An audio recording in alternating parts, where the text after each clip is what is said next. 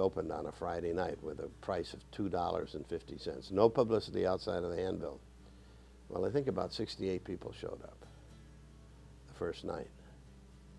And that was pretty amazing to me, that we had anybody, because here I had this huge ballroom. The next night, we had 136 people. Uh-oh, the word is spreading. So there was, nobody knew anything was going to happen from this. You know? We knew we were doing something, but we didn't know it was going to have legs. The following weekend, we had 300 on a Saturday, on a Friday, and we had 450 on a Saturday. Uh-oh. Uh-oh. Well, Russ was really smart. Russ Gibb ran the place. He was the manager, the owner. Mm-hmm. But he had a radio station, a show on a radio station, which played all of the coolest new hip music. And everybody heard that, and he advertised the Grande on the radio station. He was that smart that he had his own advertising, free advertising for the Grande. So everybody knew about it, and if you knew about it, why wouldn't you want to check it out? That's when we really started to move. We developed other bands, we got other bands, we got other people involved. I hired people to work regular because now I could pay them something. Within 3 months, we were putting in 1,000 to 2,000 people a night into the ballroom. Grand River at Beverly, 1 block south of Joy. Everybody knows where the Grande is. Well, I came home the Friday night at 4:30 in the morning, and I was living with my folks at the time. And I went into the kitchen, and I had 2 bags of money, just loaded with money. I set them on the table. My father heard me. He came out and he said, "What's this?" And he looked at all of them. He said, "You robbed a bank." I said, "No, Dad, this is what I made this night." And he sat down and he counted the money with me. And we were making about $10,000 a night profit. The first time I went there, I went up the stairs, and the story I've often told about the similarity between the Wizard of Oz and entering the Grande Ballroom. When once I got up the top of the stairs, everything turned into color, and my life had been pretty much black and white up to that point. And I was completely shocked that everybody could do these things, roller skate around, and people were painting themselves. The music was loud, it was great, there was incense burning, it was a whole environment and world I was completely unaware of. I had been playing the Rolling Stones. I had been 2 or 3 concerts with them. And the last time, I flew over to London to meet with Count Rupert of Liechtenstein, which was their manager, or is their manager. I don't know if he's still their manager. And I'm meeting with the Count. And I said, "I want to play him here, here, here, and here." And he said, "Yeah." He said, "Well, Russ, they've upped what they want." He said, "They're so greedy." Of course, it was his greed that I was dealing with. But knowing greed, one greed head knows another greed head, okay? So I said, "Well, what do they want?"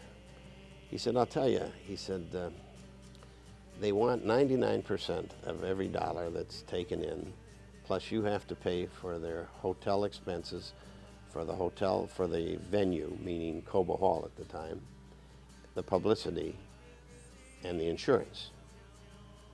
Well, I pulled out a calculator, which was quite a unique instrument back then. A little calculator would cost me $700. Today you get them for 10 cents. But they were unique back then, and I figured what I could do, and I realized that I could make some money. Not much, but I could make some money. So I said, okay, we had a deal. Well, we put the show on, and I had to give them, I think, 100 or 200,000, $250,000 up front, where that was the deposit on them. I gave it to them, and they had that for 7 months, getting the interest off it. Plus, by the time we had the show and all the pills, and finally my accountants had brought in all the stuff, I had made $7,000. I said, "Wait, this doesn't compute.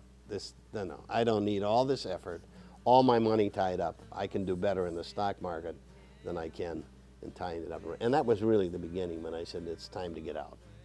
Now, I didn't tell anybody that. I wasn't about to let the world know. Well, the rock and roll part ended after about 3 years. It kind of hung on maybe for a couple more years and was open occasionally for events, but it was just, that was the period of the summer of love through, you know, Woodstock that everybody remembers. That was when the Freaks, you know, by 1970, Martin Luther King was dead, you know, Bobby Kennedy was dead. Everybody was, you know, forgetting about the hippies, and the punks were coming in the 70s, and that was all over. So it just ended. We don't know how. I guess we all just got back to work or something, right? I don't know how it ended. It's a good old American pastime called greed. I think Detroit is known worldwide for the music that it created. And this is one particular point in space that's been almost disregarded and allowed to fall in the condition it's in. This was the time back then where if you're going to have a revitalized city, you tore down the old and you rebuilt. Well, that never quite happened the way it was supposed to. Ceiling in the building, there's the roof and there's the ceiling below it. The ceiling below it, the plaster ceiling, has suffered from that. There's water running down, running and melting the plaster off certain portions of the ceiling, and then it runs down onto the wooden dance floor of the ballroom itself and damaging the floor. Likewise, the lower level of the building was all plaster and gypsum board. So the water from the upper floors, the second floor would flow down to the lower floor where it was all retail. It was all like department stores. And that's all melted. So it's virtually, when you enter the lower level, it's all just looks like a moonscape of melted plaster. If you enter it, you need a hard hat. It's a very unsafe environment. The ceiling hasn't been maintained for many years. There's been people, vagrants, either taking things from there.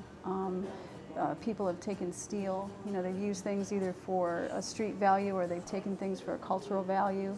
The doors and everything have been broken out. People have lived there. You know, there's signs of people seeking shelter there.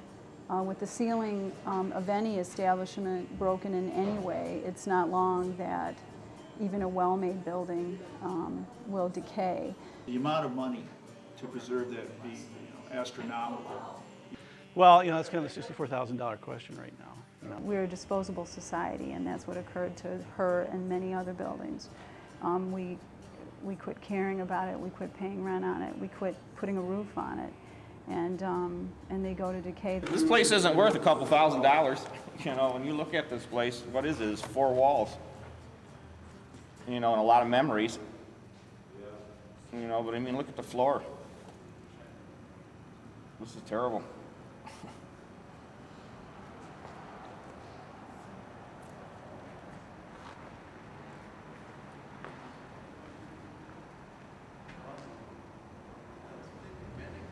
Think about the music that was in here. It just blows my mind. If you can't save it, what's the point? I mean, we'll remember it. There's plenty of photographs.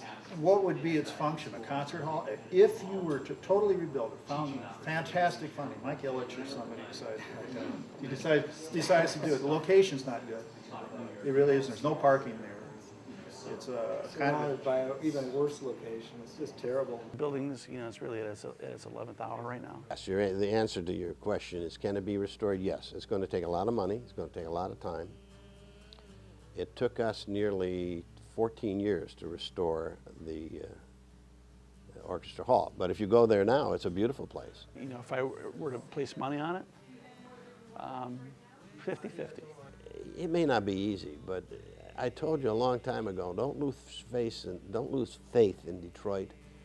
Don't lose faith in what we can do if we get together. And if we all get together, we can save the Grande and we can kick out the fucking jams like crazy.